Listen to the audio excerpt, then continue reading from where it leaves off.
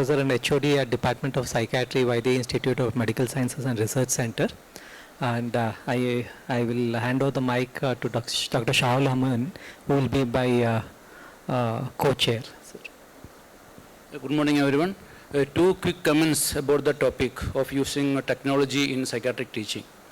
Actually, first one is a bit critical because when I was doing my first year MD in 2001 in CIP Ranchi, the very first case conference and seminar I did using that OHP, overhead projector, and writing on the sheets and all. PowerPoint was around by the time, but to get that become mainstream, it took another 1 or 2 years. So I have seen the evolution. So even in the past, say more than about 20-25 years, we haven't even learned to use PowerPoint in the effective manner. Forget the aesthetic part. For example, when there is a bulleted list, almost all slides of most speakers are bulleted lists. So when we have 5 lists, at least Dr. Luke did it very appropriately. When the first item is there, only that should be visible. When you are moving to a new slide, if all your 5 bullets are visible, what happens? You are explaining the first one, but the audience is busy reading the entire slide. So they are not paying attention to you.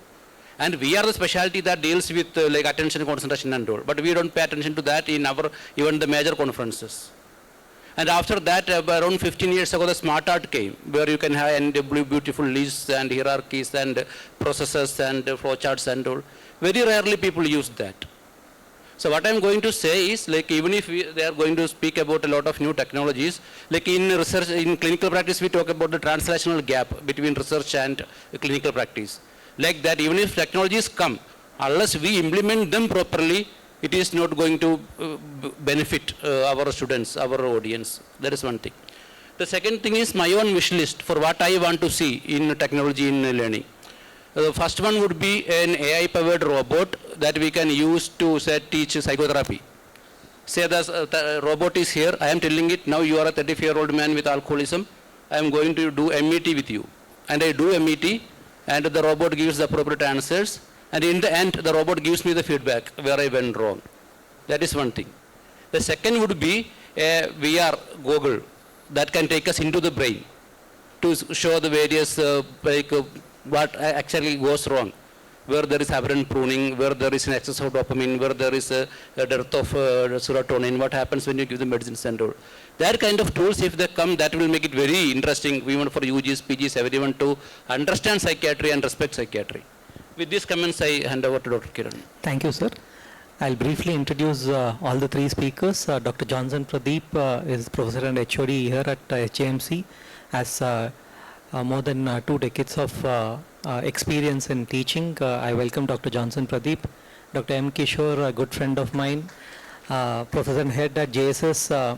Other than what you can see on the slide, like what Dr. Raghuram said, you just sow a seed and see how it blooms. Is a wonderful person who can give thoughts to a lot of your ideas with flying colors. And my good friend Dr. Guru Prasad is Assistant Professor in Department of Psychiatry at BMC and has huge experience in teaching undergraduates, and also has a lot of programs including Mano Chaitanya program on community psychiatry. I welcome all the 3 speakers. I request us to stick on to the time. I think most of us are hungry here. So thank you.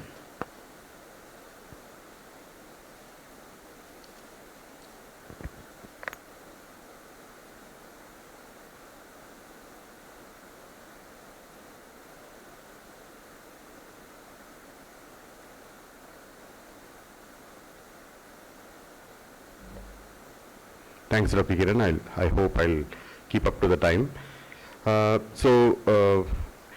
Technology-based training in psychiatric program. I'm going to give an overview because there are so many innovations and different kind of effective methods which have come up. So I'm going to just restrict to brief training methods. So before that, I thought I'll tell my experience of how I did a literature review when I was a postgraduate in 2002.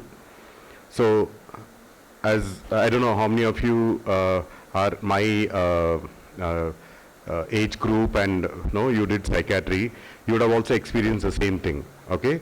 So first just take an appointment with the librarian, and because there are so many postgraduates, you have to first take an appointment with the librarian, then once he gives you the appointment, you go sit with him and he runs a CD-ROM. different 10 years, 20 years, 30 years, he runs a CD-ROM based on what topic you want. Then you select the abstracts, okay? And those days we didn't have the, we had email and all, we were not using that so extensively. So we had to print it out, whatever abstracts you've selected.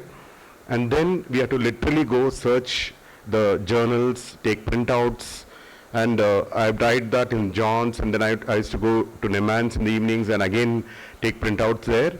Sometimes you may not get the articles. So we used to write to the National Library, wait for 1 month, and then you will get your article. So it's so nice to see the article come in the post.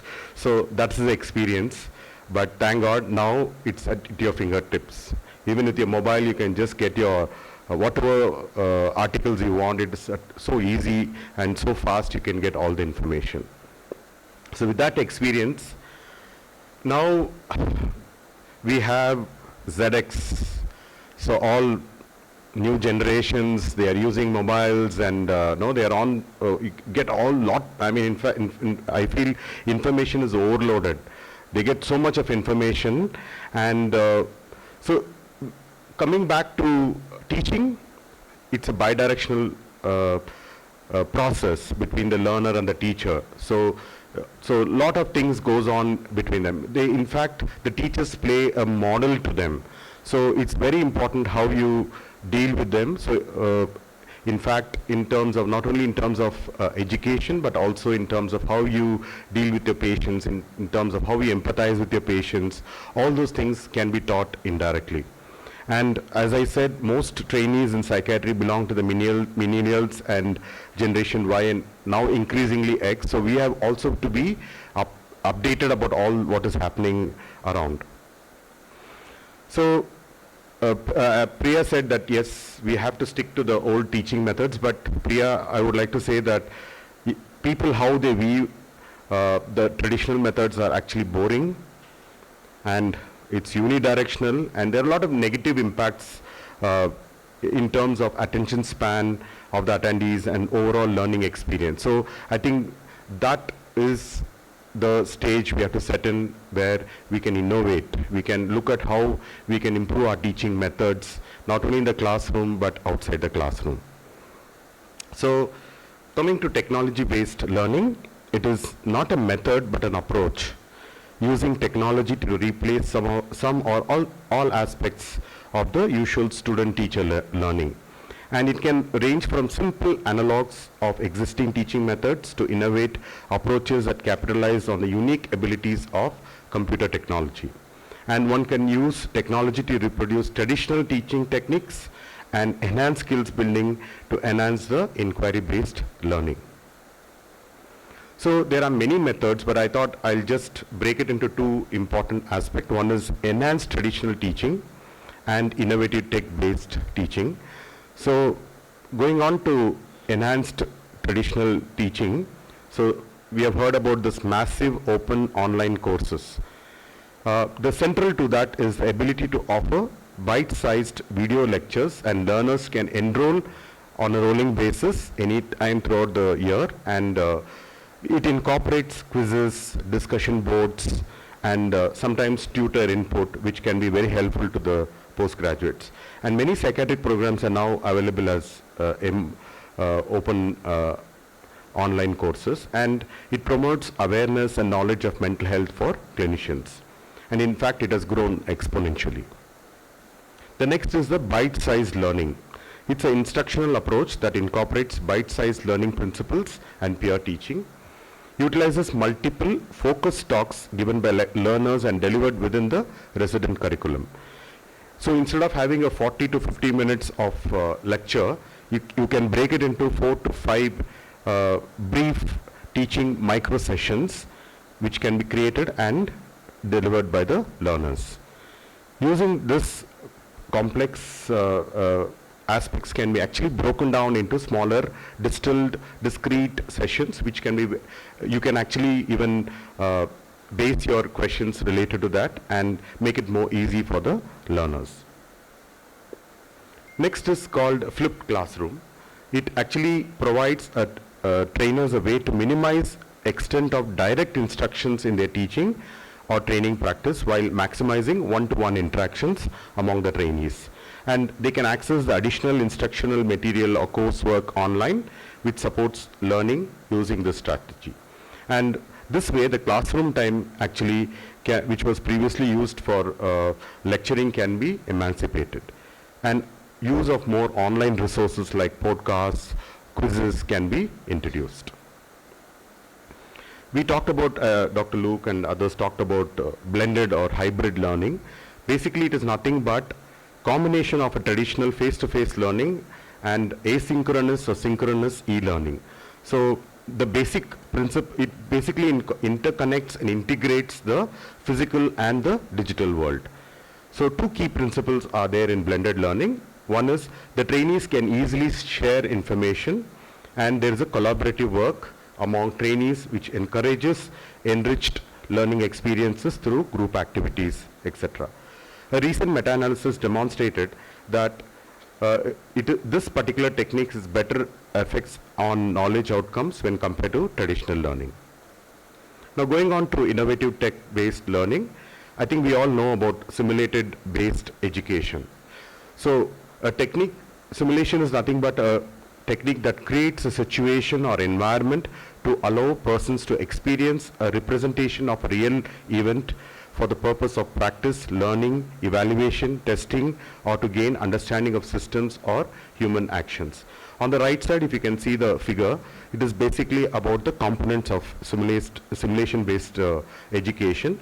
So you brief them before they get into the simulation, and then there's simulated play, and then debriefing about their techniques used. So in this way, we can teach them a lot of aspects. For example, screening, brief interventions, referral to treatments, motivational interviewing, and a lot more other aspects can be used. Mobile and smartphones. I think we are all, we can all confess that we are all addicted to mobile phones and devices. And the moment you ask a question in the rounds, PG always takes out a mobile phone and checks, okay, so that much informations are available. And of course, we can do a lot of things productively with mobile phones, like we can learn a lot of things. You can watch YouTube videos related to a particular topic, or you can get the latest meta-analysis or studies related to that particular topic. So if it is used appropriately, it can be really helpful. Virtual reality, it's just coming in and getting into psychiatry. So it's basically a computer-generated simulation of the three-dimensional environment in which one can interact in a seemingly real way. So users are immersed in a computer-generated environment via a human-computer interface, wherein the user can actually interact with the virtual features or items. So we can actually teach a lot of assessment strategies, diagnostic skills, as well as education of patients using simulated patients. I think we are all going into artificial intelligence. Apple has recently launched its intelligence, so we are all very curious to learn how to use intelligence in psychiatry. In fact, it's very helpful, but if you used appropriately, and I think a minimal amount of training is required. So AI is computing systems that are able to engage in human-like processes such as learning, adapting, synthesizing, self-correction, and the use of data for complex processing tasks. So very gradually, very generally, it is divided into two types. One is based on their capabilities. It is divided into narrow AI, general AI, and superior AI. Based on its functionalities, reactive machines, limited memory machines, theory of mind. In fact, in whatever we have psychiatry, they also have theory of mind, basically which explores emotions, and self-aware AI. So that's how generally it's divided in. So what does AI do to education and post-graduation psychiatry? Definitely it enhances learning experience of the postgraduate student, supporting teachers in terms of assessment and feedbacks, promoting accessibility. In fact, those who have disabilities in terms of vision or hearing, so AI can play a vast role in that. Facilitating a lifelong journey in terms of learning. which every doctor aspires to do, and globalizing education. So I can connect to a person in US and another person from Russia, I can connect, learn from them. So there are a lot of opportunities for AI. This was very surprising for me. If you can look at, can anybody tell me where is medicine in that? What is the color of the medicine? Green. Just 2% of us actually use AI. So you can see, look at how much others are using AI. So it is high time that we have to start using AI, and we need to build up that aspect. So I won't go into too many details of this. Of course, social media networking, I think we all know a lot. I won't talk about it, but I just want to briefly tell that there are around 6 different categories of social media or networking, like blogs, microblogs, collaborative projects like Wikipedia, content communities, virtual social worlds like Second Life, virtual game worlds are available, and social networking sites like Facebook, where a lot of learning can occur. So it's high time we start using. I know one of my professor still has the old, not a smartphone, but a button key phone. When I asked him, why are you not using WhatsApp, he said, no, I don't want to use it. I will lose my privacy. So maybe it's time that he also changes it. Next is game-based learning. Okay, I think gamification is one part of that. There are a lot more newer technologies and terminologies like playification. So many things are coming into. So very basically, gamification is defined as application of typical elements of game playing to other areas of activity, especially with the aim of engaging users in learning. So it is a promising media for digital learning, and we need to be more innovative about that, in using that into psychiatry. But the only problem is about its eclectic nature, and so we have to keep that in mind and look at how we can use gamification in psychiatry. So overview of what are the strengths of tech-based training. It is cost and convenience, accessibility, reach, you can reach to a lot of people, comfortability of technology, and also it can sometimes help in self-paced learning. But what are the disadvantages? Strength of interaction is less. That is, one-to-one basis, the teacher and the student is very less. Individual student learning can be sometimes affected. If you are not monitoring them individually, we do not know what they're learning. They may get stuck with some aspects and not learn the very general important aspects. Last but not the least, available online learning programs are, most of them are drill and practice. So if that can be overcome, definitely technology can play a vital role. With this, I would like to stop. Thank you. Dr. Johnson, we would like to take 1 or 2 questions by the time Dr. Kishore sets up his slides. There is one question from Dr. Aishwarya. What is the risk that AI and technology might reduce students' interest in traditional bedside learning? Definitely, bedside learning cannot be taken over by AI. Of course, it can be simulated kind of a scenario, but never it can take over real patient learning. That is the only way we can really learn and practice psychiatry. It can supplement, for example, during corona time, we couldn't see many patients, so simulations can be used there, but there's nothing which can we can replace real life learning. Okay, thank you. Another one from Dr. Surabhi. How do we check and control cheating on online assessment methods? It's difficult. I think maybe we need to take AI methods for that. So I really don't have answer for that. But now there are methods to actually, for example, if you're using Quillboard, actually it can help you even remove the AI generated material. So there are checks in places to do that, but definitely you can easily find out if the language is fantastic. So easily you can find out that they are cheating you, but many people do use that for example, for your case, seminars or journal clubs, many people do use AIs, so we have to be very careful about that. Thank you.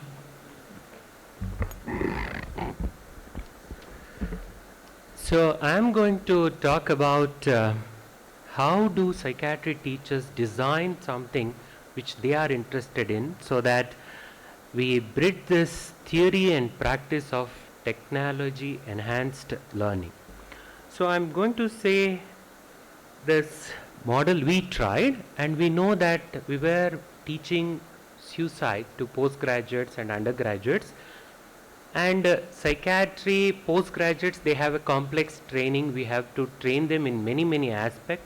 Very interestingly, for undergraduates, the National Medical Commission made psychiatry undergraduate students should be trained in suicide risk assessment.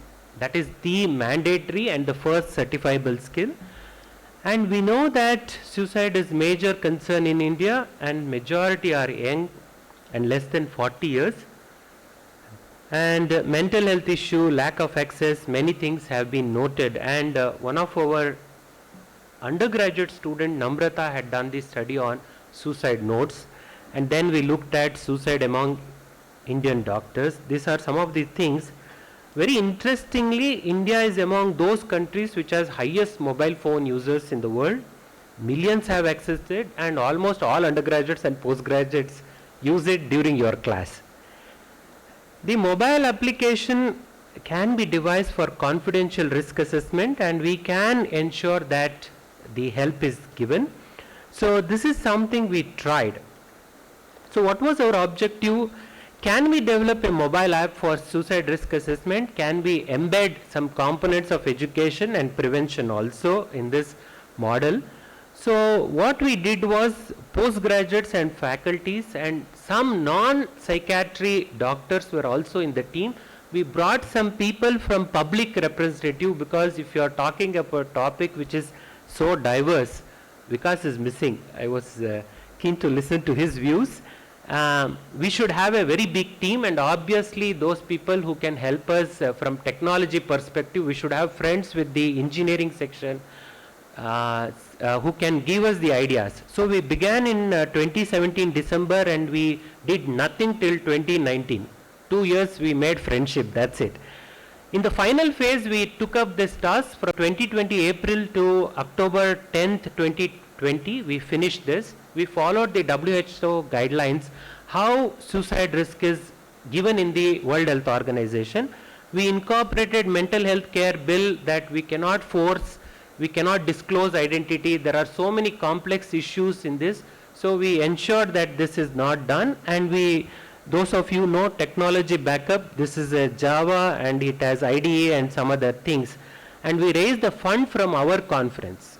When people say that what do you do with the money, you can also use this for this. And we raised from the NGO also. Now what we did was, this is the tool we released in 2020 on the World Mental Health Day. We got the Mysore Commissioner to come and release it online. So it is just 2.2 MB and it is beta version.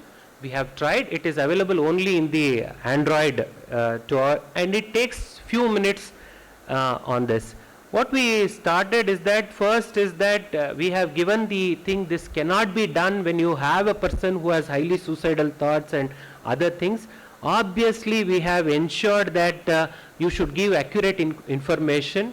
Third is that privacy is protected, no person's name or address is taken, and they have to agree the terms and condition. So we incorporated some of the sensitive indicators and we started to grade them. Age, what age you want to grade higher in suicide risk, what age you want to grade lower, gender and other things in this. Then we picked up all medical condition which we think that has higher risk, and also some non-medical conditions which are highly sensitive, like child sexual abuse. This should not be missed. So when we are teaching students in this app, this is also a way to help them engage which are the sensitive indicators you should be aware of. And then we took up some of the recent laws, use of alcohol, recent separation and other components which were ingrained. And it takes around, roughly, if you do it well, 5 to 6 minutes, and you submit, and it says 3 categories. High risk, it says take help urgently. Moderate risk, it says taking help is important. After you enter the data, you don't require Wi-Fi. It is embedded. It can generate its information and no human interference, and there are also options, because not just you have assessed the risk, but also you can next move to the next section of suppose if the person has not done the assessment and they want to directly take help, that is also been embedded. We have listed all the helplines. People can go to Telemanas directly, they can make a call and take a help wherever required, but also we have put up Kisan helpline. What if farmers commit suicide or suicidal ideation, what do we do? LGBT community, what do we do? So we just thought of giving the helplines wherever we can.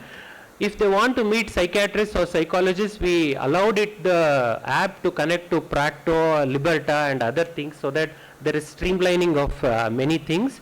Then we connected to WHO data. Suppose a person wants to say something, what he should say. So directly access to WHO data on, if you know a person, what you can say, what you can't say, so that people have choice. We went one step ahead and also embedded some books which we considered will be beneficial. People should have options. So we think that Shuffle app can assist in technology enhanced learning of suicide risk assessment, because it is important aspect. But does this work? We tried conducting workshops, and this is one thing we tried. I think tomorrow undergraduates are presenting from their club perspective. Did we actually achieve that objective? Can we train students? And that is one of the paper being presented. So we felt that it might be better than Columbia Suicide Severity Rating Scale, because we want to see in medical conditions have not been part of that scale. Currently one study is going on to look at it, and we presented and tried this app in one undergraduate online conference. Real time we wanted to give some simulated based case and see what is that they are learned. It was very good in that. We also tried it, and there are couple of publications. Even though we have not published our data, people have already started to publish some of the information we have generated. So my opinion is that if you have a problem, we should devise strategies, we should check it, we should have critics to raise questions, and we can pitch in. We have taken up suicide risk assessment as one of the objective, but you can take up something else. With this, I'll conclude and I hand over to Dr. Guru. Thank you, Dr. Kishore. Dr. Johnson, we have one question before Guru starts. Active learning is a lot of work and reflection. Would technology reduce that work required for active learning? No, it's an anonymous all question. the technology will help you actually, in fact, to help you in active learning. So it is complement. So your primary learning is important, but technology adds to it. So you use technology to enhance your active learning. Yeah. So over to you, Dr. Guru. Good noon.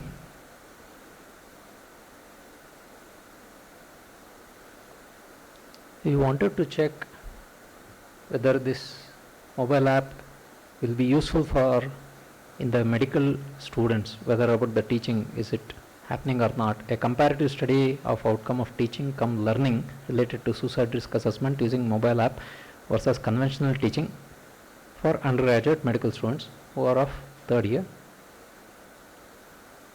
Yeah. So for third year student we have selected, and the study design was a cross-sectional study for a period of 1 year. As you know, the students, they don't usually attend the classes or the clinical postings, which are very, very commonly seen in the UG section, which is a hard task, because after post-COVID we have seen this N number.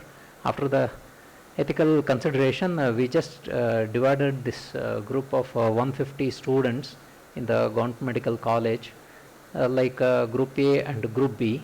So with that, yeah, so some was given of a conventional teaching, other one was of mobile teaching. So teaching was carried out over 1 week, and later 1 more week was also given, followed by we just administered the Google questionnaire pro forma, and after their consent. Yeah, conventional teaching is about Yes, all these stuffs. Yeah, that's about the app. We want to check this Shuffle app, whether how much was it able to give us the result. So anyway, there were male to female ratio between the two groups were also compared, no statistical significant difference, and some of them lived, 26 lived in the hostels and 107 were day scholars. Yeah, after giving the case vignette, after the teaching, like this was the case vignette of Mr. G, age 26, came crying to emergency with chest pain, said that he had broken relationship, felt sad, irritable since 1 week, occasionally uses alcohol, smokes, is being treated for epilepsy and denied any other history. Examination showed he was stable, responses of groups were been tabulated. So between the two groups we didn't have any much statistically significant. There was one more case vignette was also been tried of the emergency breathing problem, was treated for asthma. He had financial loss recently, reports experience of child sexual abuse, vaguely remembers his cousin jumping into the river due to breakup. Examination showed he was stable.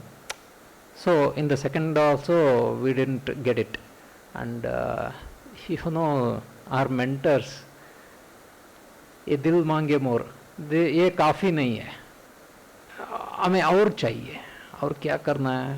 हम mentors को पूछा और क्या करना है साहब, उन्होंने बताया और आगे ले जाओ, आगे करो, कुछ करो. So what we did is we gave one more kind of a history and case vignette. This time what we did was after 6 months to 1 year we tried to assess them. What can we do it? So are they able to assess? What is the suicide assessment? Very few were there they were unable to assess it, but very less number with the absentees, but moderate to high risk they were able to assess. What factors do not increase the suicide risk factors? So again, majority of them were given of at least one suicide risk factors they were able to identify it. Factors increases the suicide risk, yes. Majority of them were 2 or 3 suicide risk were being able to assess. But there is no significant difference between this usual teaching or this mobile app teaching. That's what we want to say. Then second case scenario was been presented and assessment was done.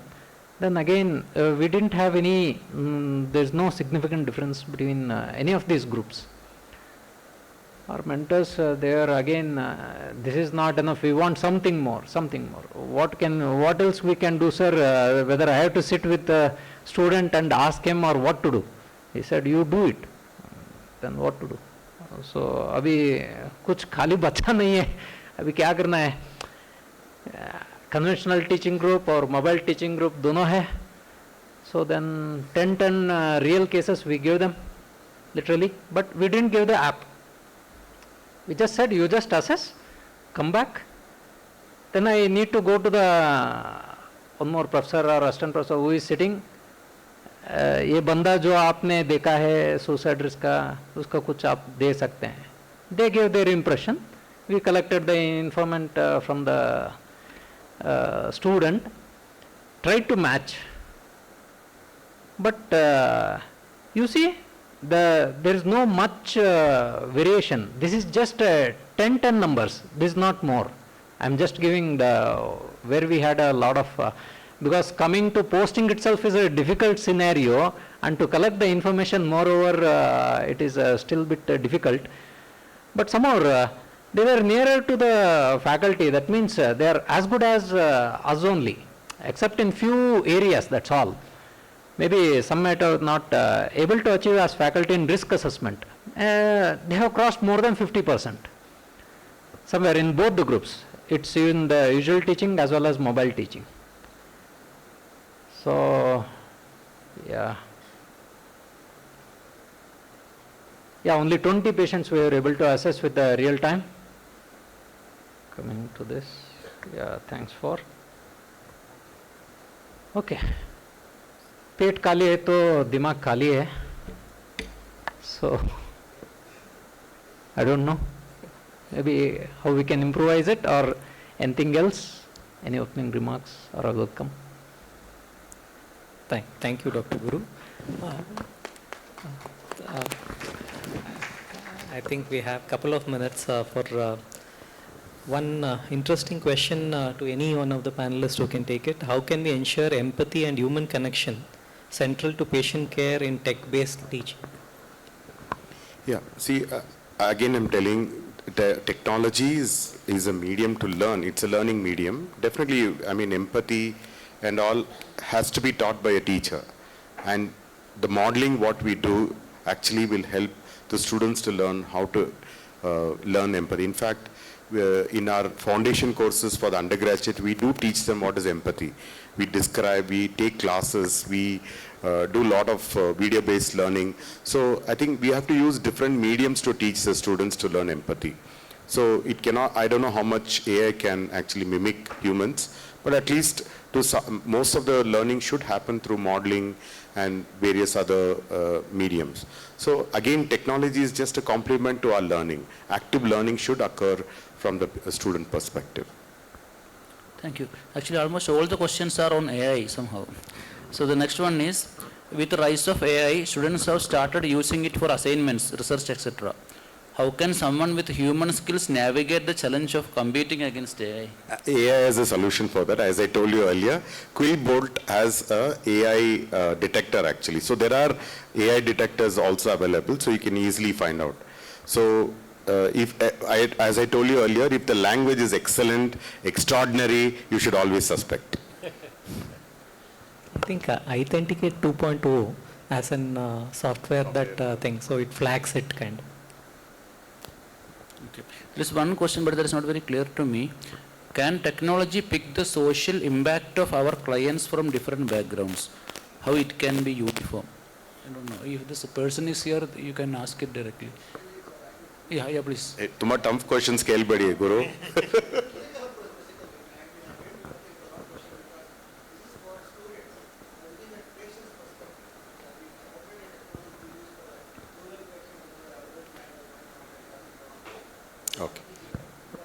Okay, thank you. Other than that, I don't think we have any other questions. Thank you, Guru. That's one last interesting thing. A study from home, the next big thing, like work from home, somebody has said. We can ponder over it. Thank you. Yeah.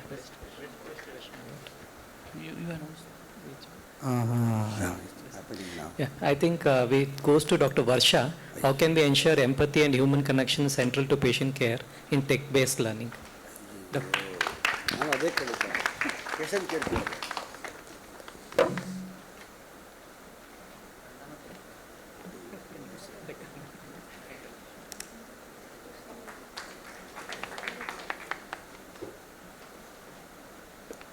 I request Dr. Sandeep Grover to present souvenirs to the moderator of the sessions, and I request moderators to present souvenirs to the speakers of the session.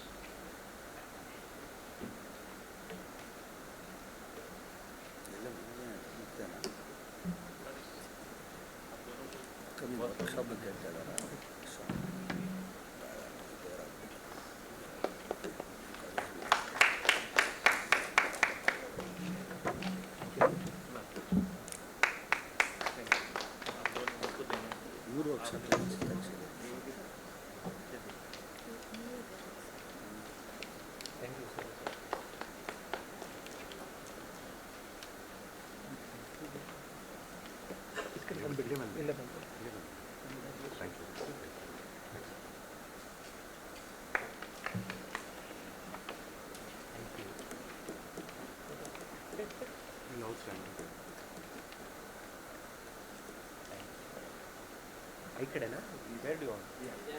We'll start this next. I can also join